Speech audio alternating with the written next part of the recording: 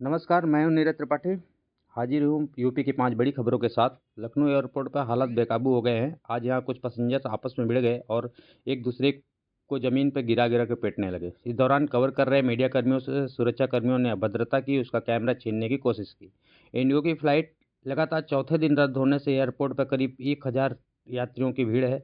शनिवार को कुल 22 फ्लाइट रद्द कर दी गई हैं। एक फ्लाइट एयर इंडिया की भी कैंसिल हुई है। दो दूर से आए यात्री 4 दिन से लखनऊ के होटलों में ठहरे हुए हैं। वहीं लखनऊ में डॉक्टर अंबेडकर के महापरिनिर्वाण दिवस के मौके पर बसपा की तरफ से श्रद्धांजलि सभा का आयोजन किया गया। अंबेडकर पार्क में आयोजित कार्यक्रम में बड़ी संख्या में बुंदेलखंड, अवध और पूर्वांचल के जिलों के 12 मंडल कार्यकर्ता पहुंचे। बसपा के प्रदेश अध्यक्ष विश्वनाथ पाल ने कहा कि हम लोग बहन मायावती के निर्देश पर यहाँ इकट्ठा हुए हैं। एक संकल्प भी लिया गया है कि आने वाले 2027 में विधानसभा चुनाव में मायावती को मुख्यमंत्री बनाया जाएगा। उन्होंने परिनिर्वाण दिवस के मौके पर भाजपा और सपा की तरफ से आयोजित श्रद्धांजलि सभा कार्यक्रम को कहा कि बसपा ही एक ऐसी पार्टी है जो डॉक्टर अंबेडकर के विचारों और संविधान पर चलने का काम करती है। बाकी सपा और भाजपा की तरफ से आयोजित कार्यक्रम महज एक नाटक है। वहीं समाजवादी पार्टी के राष्ट्रीय अध्यक्ष अखिलेश यादव ने कप सिरप मामले में यूपी सरकार पर सवाल उठाया है। आरोपियों की गिरफ्तारी और सख्त कार्रवाई नहीं होने को लेकर सरकार को बुलडोजर नीति पर तंज कसा है।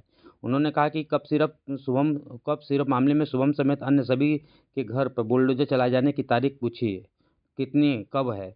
सपा सुप्रीमो अखिलेश यादव ने कहा कि यूपी सरकार में बाबा जी का जो बुलडोजर न्याय देता था, वह बुलडोजर कहाँ है? क्या बुलडोजर की चाबी खो गई है या ड्राइवर को बुलडोजर से छोड़कर भाग गया है? अब यहाँ कोई सुनवाई नहीं होती केवल बुलडोजर चलता था, तो अब कप सिरप मामले में माफियाओं पर क्यों नहीं चल रहा? उन्होंने आरोप लगाया है कि कप सिरप कांड में एसटीएफ के लोग शामिल हैं, इसलिए बुलडोजर नहीं चल रहा है। जो लोग दबाना चाहते हैं उनमें सबसे ज़्यादा जौनपुर के लोग शामिल हैं। इन सभी को में कौन पोस्टिंग दिलाता था, इसकी भी जाँच हो। जौनपुर में एक यादव को चंद रुपए के आरोप में गोली मारकर फेक एनकाउंटर किया गया था। अमेठी में भी एक स्वजाति को मारा। जनता में फेक परफेक्शन बना रहे हैं, जबकि असली आरोपियों को गिरफ्तारी और बुलडोजर का अन्य कार्रवाई को लतीफ़ी हुई। समाजवादी पार्टी के राष्ट्रीय अध्यक्ष अखिलेश यादव ने कप सिरप मामले में माफिया शुभम जायसवाल के वीडियो आने के बाद पूरी सरकारी मशीनरी और वाराणसी समेत अन्य पुलिस कार्यशैली पर सवाल उठाए हैं।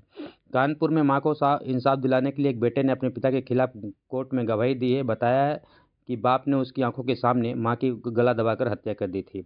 अपर जिला जज ने 14 ने पत्नी की हत्या करने वाले पति को उम्र कैद और 25,000 रुपये जुर्माना की सजा सुनाई है। इटावा निवासी ऋषि कुमार वर्रा थाने के समेत 7 अगस्त 2021 को बहनोई और अर्जुन के खिलाफ रिपोर्ट दर्ज कराई थी। बताया जाता है कि बहन प्रीति की शादी वर्रा में प्री गांव निवासी अर्जुन सिंह से हुई थी। अर्जुन शराब के आदी था। आगरा की महिला सिपाही हेमलता की अलीगढ़ में खुदकुशी करने के मामले में एक दरोगा और एक सिपाही पर भाई ने मुकदमा दर्ज कराया है। दरोगा वर्तमान में कासगंज में तैनात है और वह सिपाही अलीगढ़ के रोरावर थाने में कार्यरत है। रिपोर्ट दर्ज कराते हुए मृतका के सिपाही हेमलता के भाई ने बताया कि उसकी बहन ने अपनी जान क्यों दी। मृतका हेमलता के भाई ने दर्ज कराई रिपोर्ट में कहा है कि मेरी बहन हेमलता वर्ष 2015-16 में पुलिस सिपाही के पद पर भर्ती हुई थी। विगत कई वर्षों से अलीगढ़ में कई थानों में कार्यरत थी। अंतिम समय में वह रोरावर थाना में आईजीआरएस पोर्टल पर कार्य कर रही थी। वह अलीगढ़ में बन्ना देवी थाना अंतर्गत जवाहर नगर स्थित सेवानिवृत्त उप निरीक्षक नरेंद्र सिंह बिश्नोई के मकान में किराए पर रह रही थी। जय हिंद।